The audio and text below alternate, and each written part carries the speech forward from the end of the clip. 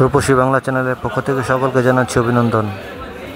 নরসিংদীতে শারদীয় দুর্গাপূজাকে সামনে রেখে নরসিংদী শহর বিএনপির একটি প্রস্তুতি সভা অনুষ্ঠিত হয় নরসিংদী জেলা বিএনপির কার্যালয়ে। এইখানে প্রধান অতিথি হিসেবে উপস্থিত ছিলেন এম.এ. জলিল এবং প্রধান আলোচক হিসেবে উপস্থিত আছেন আব্দুল বাছেদ ভূঁইয়া এবং বিশেষ আলোচক হিসেবে উপস্থিত আছেন হিন্দু বৌদ্ধ খ্রিস্টান কল্যাণ ফ্রন্টের যুগ্ম মহাসচিব বাবু দীপক কুমার বর্মন প্রিন্স।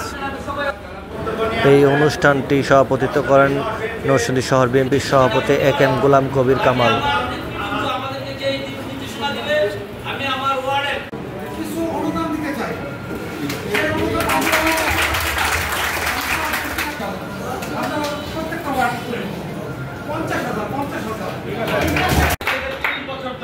কিন্তু আজকে আমি হিন্দু সম্প্রদায়ের প্রতিনিধিত্ব করছি শহর বিএনপির কল্যাণে প্রথম।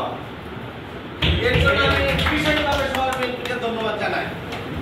আজকে শেখ হাসিনা হিন্দু সম্প্রদায়কে খুনি হাসিনা এরকম একটা পর্যায়ে নিয়ে গেছে, হিন্দু সম্প্রদায় আত্মনাদ করে বলে যে দুর্গাপূজা কবে, ওই তারিখটা আমরা ভুলে গেলেও যখন মূর্তি ভাঙার উৎসব শুরু হয় তখন আমরা বুঝি দুর্গাপূজা এসেছে।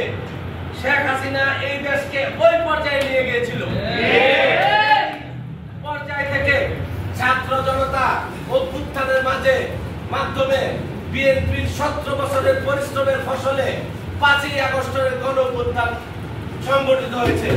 তাই বিএনপির সবচেয়ে বেশি দায়িত্ব এই দেশকে রক্ষা করা, হিন্দু সম্প্রদায়কে রক্ষা করা। শেখ হাসিনার সৃষ্ট শব্দ সংখ্যালঘু, এই শব্দটি শেখ হাসিনা বিএনপিকে ত্যাগ করে বিএনপিকে বিতর্কিত করার জন্য, কিন্তু শাখা সিঁদুর আমাদের সম্প্রদায়ের একটা চিহ্ন বহন করে।